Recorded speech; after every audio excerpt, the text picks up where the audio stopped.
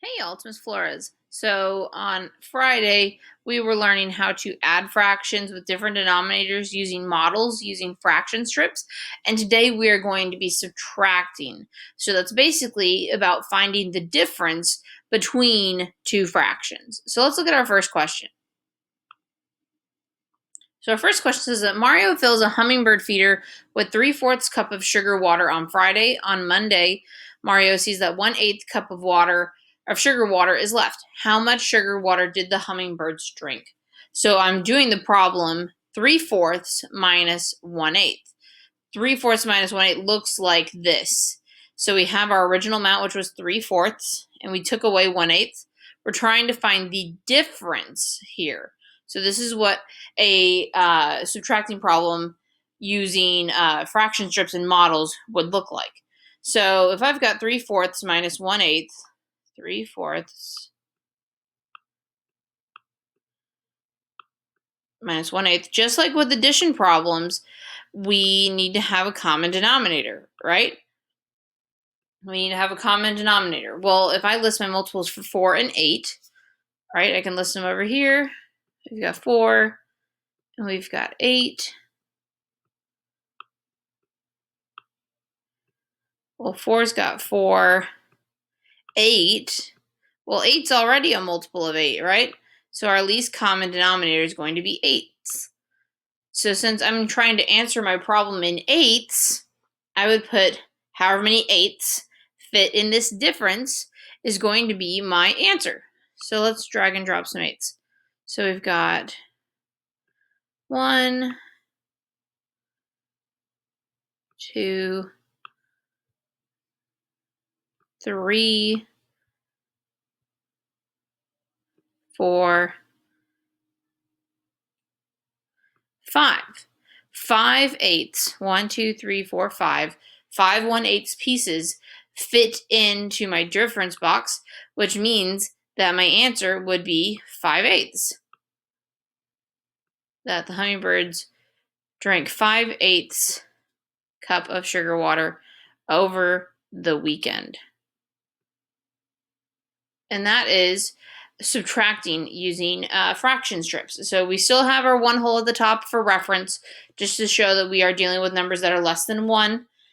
Our middle section is the number that we started off with. Our bottom is going to be what was taken away, and then we're trying to figure out the difference. So basically, what is the difference between these two fractions? Let's look at our second one. 2/3 minus 1/6. So first step, when we are adding or subtracting fractions, we need to have a common denominator. We need to know what fraction pieces we're dealing with, right? So we're going to find a common denominator for 3 and for 6. So we'll find our common denominator for 3 and 6. Well, 3, we've got 3, 3, 6. Well, 6 is already a multiple of 6, right? So 6 is going to be their least common denominator. So I need to figure out how many sixths pieces would be able to fit in this spot. So let's take our sixth pieces. We've got 1, 2, 3. So 3/6 pieces fit in here. So 3/6 would be the difference. So our answer would be 3/6. Now remember, if you can simplify these fractions, you should, right? Well, 3 and 6 can both be divided by 3. We can simplify both these numbers by dividing by 3. So that's what we're going to do to simplify our leftover fraction. And we end up with 3 divided by 3 is 1, and 6 divided by 3 is 2. So 2/3 minus 1/6 would be equal to 1/2.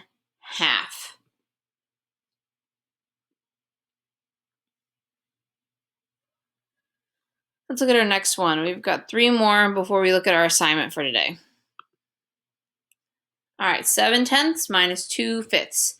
Same thing, right? We've got our 1 for reference. We've got our 7/10 right here. And then we've got our 2/5. We're trying to figure out how, what is our answer going to be right here, right?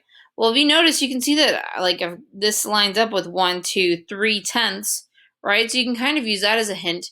But when we're subtracting, we always got to find a common denominator, right? We're going to find our common denominator for 10 and 5. So if I list my multiples for 5 and 10,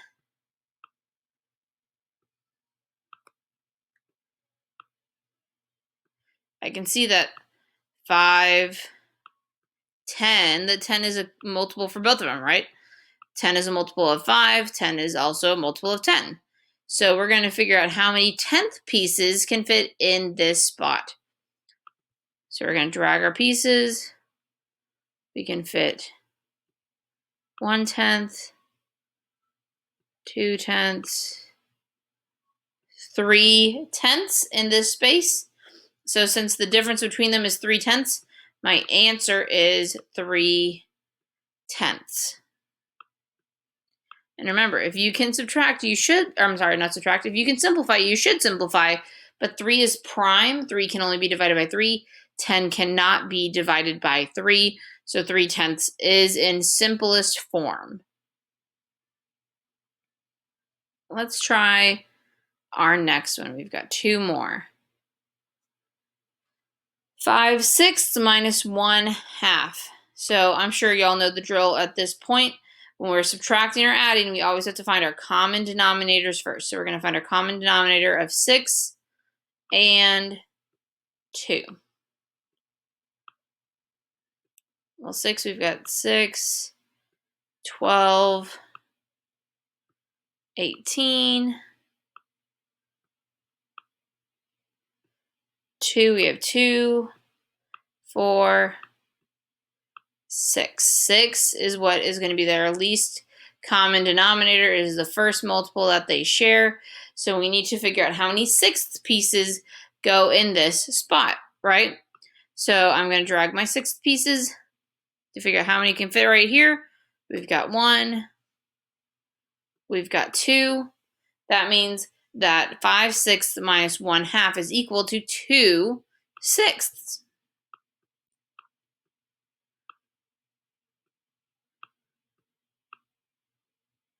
Now remember, if our leftover fraction can be simplified, if our answer can be simplified, then it needs to be simplified, right?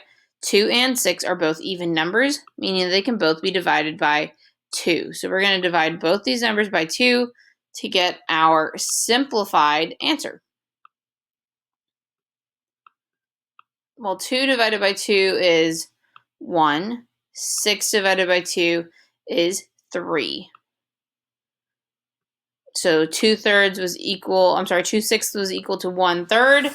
So 5/6 minus 1/2 is equal to 1/3 in simplest form.